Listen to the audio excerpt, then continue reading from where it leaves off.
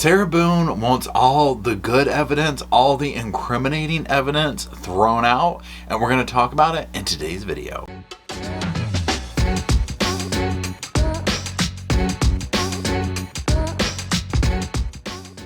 Hello, the Sofa Squad, and welcome back to the sofa. Sofa's back there. My name's Paul. The computer's here. That's what we're talking about. And what I mean by that is we were talking about an update that came through on the little My Circuit court thing where they do the documents.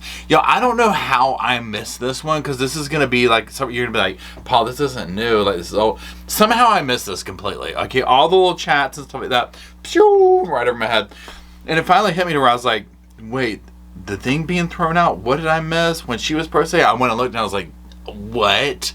So, what we're going to do for this video is we're going to read her letter. Probably one of the last letters we're going to see. Even though I am glad that she has representation, we're going to just move this along.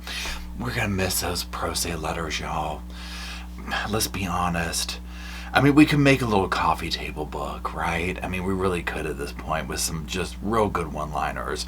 So specifically what we'll be doing today is reading a letter that she did when she was still pro se in relation to her trying to get some of the video evidence thrown out and stuff like that. I mean, one is you want to thrown out too, okay? I mean, this is just an obvious thing. I'm surprised she didn't come out first saying this. Well, the way we're going to do this is I'm going to put up the letter on here. You can either pause to read it or listen to me read through it. And I'll make some commentary along the way because I can't keep my big mouth shut to the very end of the video. And we'll finish it out with some thoughts. So let's go ahead and put the first page of the motion up there. Now, you'll see as we've come to know Sarah's little handwriting. Let's just jump down to the midsection here where it says coming out of the defendant, and just going down there it says, be heard as to my reasons why I'm objecting to the state's evidence against me and to exclude or limit the following particular items attempting to be admitted into my criminal case by the state. Objections are for digital content specifically and only located on the USB jump drive title of, and it does the number, Sarah Boone, Digital Discovery Compilation. She was given it to August 9th. Let's keep going to page number 2. Let's just see what it has to say. Objections by defendant are as follows. A, suitcase videos, 3 items. I mean, just right for the nucleus of the damn case, right? I mean, just right for the jugular. Okay, so she says, these files were obtained from my personal cell phone. There are no videos located in this folder on Jump Drive. Then under that it says, goes in like images, whatever. Photograph of suitcase. Audio 2 minutes 3 seconds. Audio 22 seconds. And then it comes down to here, I think it says A, lack of authenticity. There's no one to testify that the picture and audio are the same as the scene was at the time the audio was recorded and photograph taken. The prosecution fails to establish authenticity in any of these 3 items submitted. And then it says Florida statute section, supporting case law, Cooper versus State. Then let's go down here a little bit on the page. It says potential for unfair prejudice. I believe that the singular reason to utilize this audio is for the state to heavily prejudice the jury against me, based on my statements and the audio to Jorge Torres. I mean, you think? Honestly, y'all, I would love to know the audio. So let's talk about one thing here real quick. This is what I'm gathering, and help me out here. Okay, so she's talking about suitcase videos, 3 items. Audio, 2 minutes, 5 seconds, whatever it is, and then audio, 22 seconds. Is this the video that we know, or is this something completely separate with just audio?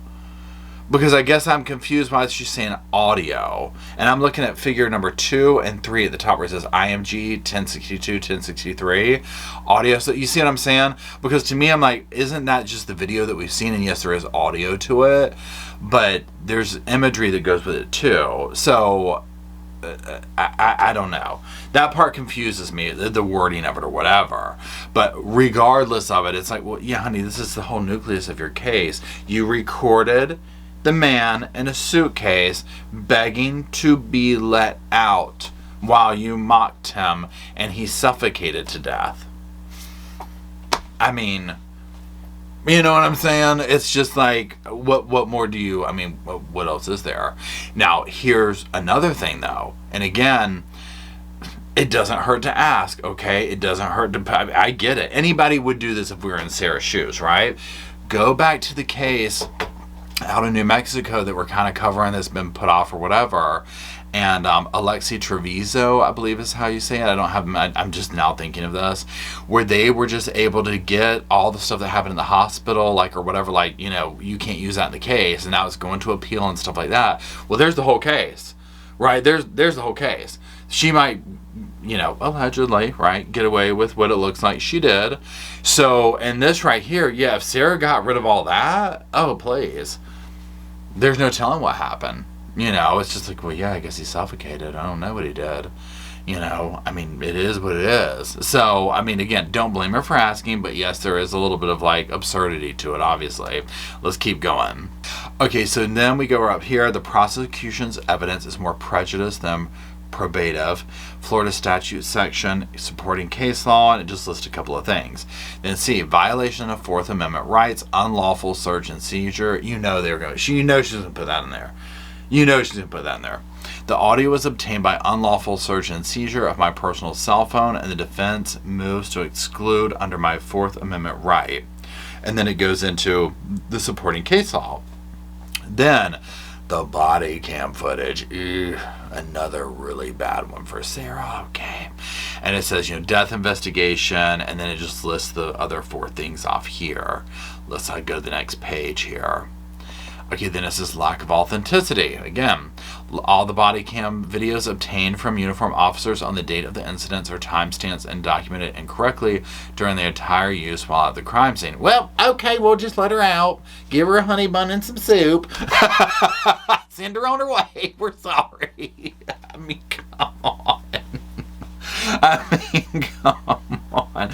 Again, I get it. I would ask too. Okay. 100%. I mean, I'm not too proud, right? But it's just, you know, whatever. Okay, so she lists the Florida statute section. Then down to B, it says violation of best evidence rule. The state fails to provide the best version of this evidence under the best evidence rule. The state has not provided true and accurate video evidence, and the defense moves to exclude the body cam videos. It does list off the statutes and case law and whatnot. Now I'm going to say this, whatever best evidence is, like the legal part of it, you know what I'm saying? Like, okay, I'm not sure what that means, but I will say this. It looks like some pretty darn good evidence to me. Okay. I mean, the videotapes don't lie, okay? They are pretty darn good if you ask me, right?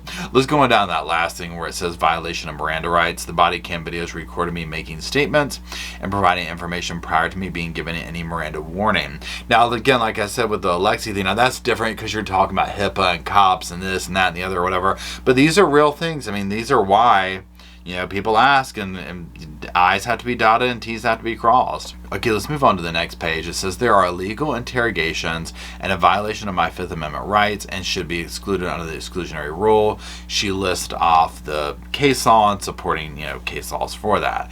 C, the defendant's interviews, one item. And it just says, you know, Sarah Boone interview, lack of authenticity. The interrogation video has no timestamp throughout its entirety of 2 hours, 6 minutes, and 3 seconds. She lists off the case law, violation of best evidence. The state fails to provide the best version of this evidence under the best evidence rule. The state has not provided the true and accurate video evidence, and the defense moves to exclude it. Okay. Now we go on to the next page, and she does list off the case law supports her thing. The defendant requests that the due date be extended to submit objections based upon the defendant. And then she lists these off. We're going to go into one of her ever so famous list. Is unable to utilize her 6th constitutional amendment right to counsel, has never been pro se before, is not an attorney or officer of the legal system, lacks requisite professional competency, experience, expertise in the legal field, is currently incarcerated, has extremely limited and restricted resources to conduct extensive legal research to further support objections, no internet, does not have full-time use and access to laptop. That damn laptop, my God, I've heard enough about that. Well, it keeps going. Next page. My gosh almighty, buckle in. Does not have full-time use and access to a tablet. I mean, the damn tablet, too. We're going to start talking about that now. Does not have access to privacy, temporary for in-depth review of discovery. Has limited access to defense team, investigator to collaborate and complete greater work product. These objections were done or expeditiously as possible based on my current circumstances. The process for a pro se defendant requires much more time, especially while incarcerated, than that of an unrestricted, well-educated, resourceful attorney who is fully capable and has all the aforementioned availabilities. Also, I reserve my reasonings for my objections for in-court oral arguments. Wherefore, the defendant, Sarah Boone, by way of pro se, respectfully moves this honorable court in conclusion to hear my reasons why I'm objecting to the state's evidence against me, and to exclude or limit the included particular items attempting to be admitted into my criminal case by the state. And then just there she does her oath, and then she signs her signature. I bet you she tries to make money off selling her signature on eBay. If not now, later for sure. So again, and like I always say, if you're new here, just watch me. I'm not a lawyer. I'm not a doctor. I'm not a private investigator. I'm not a cop. I'm not an attorney. I'm not therapist, none of that stuff, okay? So I'm not credentialed to give any kind of professional opinion. The only credentials here are the sofa and some sass and some, well, personality disorders. All on me. All on me. Some diagnosed, some just waiting to come out. So just know that these are literally just my opinions, and oftentimes you can hear most of my stuff on this is just formed from 47 years of experience in life, but also just watching true crime and stuff like that. So again, anybody would ask for the stuff that she's doing. You would be dumb not to, right? Because imagine you got the damn case thrown out because of the didn't read the Miranda rights, right? I mean, there you go. She is not wanting to go to prison. Nobody would want to, okay? Like, nobody would want to, right? You would be fine if you're like dead wrong to guilty. You would still be doing this, right? I would. Anybody would. So I get that. I feel you on that level, Sarah. Okay, I got it. Now, the only other thing with this, and again, you never know. I mean, everybody is human. Everybody makes mistakes. If she were able to get some of this stuff thrown out, I would highly question if they could convict. But there's so many different layers. Like, say she was able, and this is just my opinion, to get the suitcase video thrown out, but they were going to keep the interviews and the body cam stuff. Well, I mean, there you go, right? I mean, the interview with cops is the most damning, right? The suitcase video is bad, but the interview with the cops is even worse, right? Because they're adding context and painting her in a corner where she's not admitting what she did, but in a certain way. You know what I'm saying? Because her thing is, it was unintentional. It was unintentional. It was unintentional. It doesn't matter. She never grasped that, right? But also on the larger scale of things, this is one of the things that I think was probably an issue with her attorneys, is she saying that I want that stuff thrown out, and them saying you can't, like it's never going to flow, like it's never going to fly, whatever, right? I would think this would have been that. It's a little bit strange that she's just now doing this. Why didn't we see it before? But maybe she was able to go in there and see this and say, oh, well, hold on, and pick it apart. Whereas this might be something the attorney's like, that's never going to fly. But she was probably wanting to pick apart every little thing, and the attorneys, and honestly, they're probably just trying to move this along. I'm not saying they weren't doing their job by any means, but they're looking at it from I do this all day, every day. This is, I work with this judge, I work in this room, whatever. This is how this is probably going to go. You're wasting your time on ABC. The issue with this case with Sarah is a couple of things. Well, there's numerous things. Number one, like we just said, the videos, right? These videos are not her friend, okay? So that's the biggest thing. She filmed the crime. She filmed the crime. She also filmed herself saying why she's doing the crime. And it had nothing to do with self-defense, and it had everything to do with retaliation for him looking at women, talking to women, calling her names, all the things that she went over, right? And then she doubled down in the police interviews. So we see a consistent behavior from Sarah that she has an issue, it seems, with drinking, and when she drinks, she seems to, another personality comes out, and it doesn't seem like she knows what she's doing in those moments. It seems like she goes into blackout state and kind of just becomes this like very sinister vibe. Even in that other body cam footage that we watched from her, the DV situation from before, she just comes across as like, I don't even know how to describe it. It's scary. It's very scary. And then sober Sarah, is then trying to like, oh, well, hold on, let me make up excuses for this. And it's like, that's not how that works. You know, unfortunately, it's not how it works, right? But again, A for effort, okay, you know, we'll see how it goes. This is just another reason that even though, yes, the entertainment value was spectacular, this is going to hopefully go much quicker now with her attorney. So we'll see. But anyway, I wanted to come back on here because I just finally connected the dots. I was like, this is what everybody's been asking me about.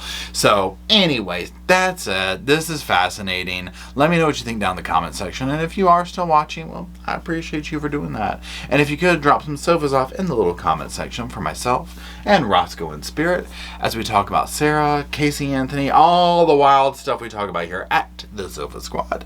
And until we meander our way down to that little comment section to have that discussion, I'll see y'all soon. I just wanted to say thank you again for watching the whole video, and also thank you for being part of the Sofa Squad. Special thanks to all the Patreon members, channel members from both of my channels, everybody who likes, shares, subscribes, comments in the comment sections. It helps the channel out so much. Now don't forget, I do have that other channel, the podcast channel. That's where we go live, we hang out, we talk. We have kind of sort of a schedule, but just be sure and check it out. I'll put it up here on the screen. Also, if you're looking for merch, be sure to check out my Teespring store. I'll put that up here. And then, like I said in the beginning of the video, if you want to follow me and Roscoe on the Instagram, go on, check it out. It's right here on the screen again. But once again, thank you very much. I really appreciate you being part of the Sofa Squad, and I'll see you in the next video.